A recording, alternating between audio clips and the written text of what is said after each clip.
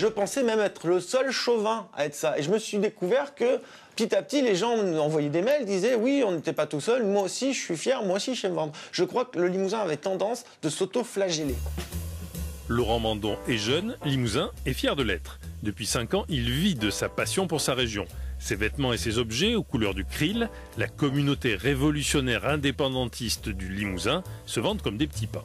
Je me suis dit, pour faire une identité, il faut une gastronomie, une langue, des paysages, une culture, une histoire. Je me suis renseigné là-dessus, on ouvre des bouquins, on va sur Internet, on se renseigne, on rencontre des personnes à qui on demande tout cela. Et j'ai essayé de mettre tout cela en avant. Quand vous discutez avec vos clients, qu'est-ce qui leur plaît dans vos produits? De crier haut et fort, oui, nous ne sommes pas la 5e roue du carrosse. Oui, nous aussi on existe, oui, nous aussi nous avons une culture à part entière. Merci, il y a des gens qui m'ont déjà dit merci, ça c'est ce qui me fait le plus plaisir.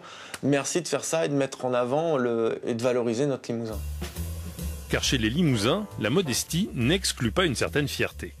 On a un petit côté rebelle quand même ici en Limousin. Vous avez voulu le mettre en avant aussi? Oui, je l'ai mis à travers, on le voit déjà, la résistance, le maquis limousin. Ce qu'il faut savoir, on parle du maquis corse, mais la première résistance française pendant la Seconde Guerre mondiale était dans le maquis limousin.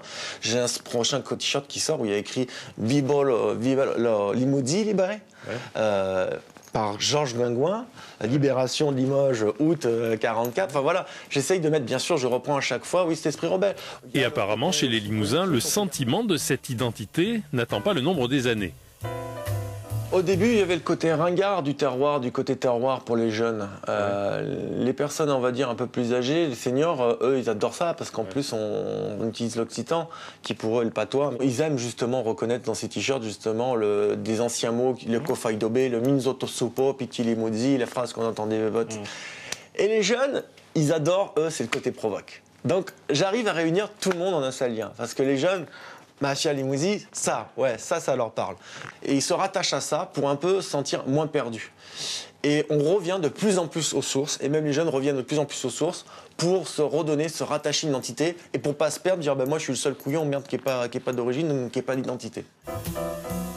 Et si demain, au hasard d'une réforme, le Limousin administratif disparaissait, Laurent Mandon ne serait même pas inquiet. Ça ne m'a même pas effleuré l'esprit.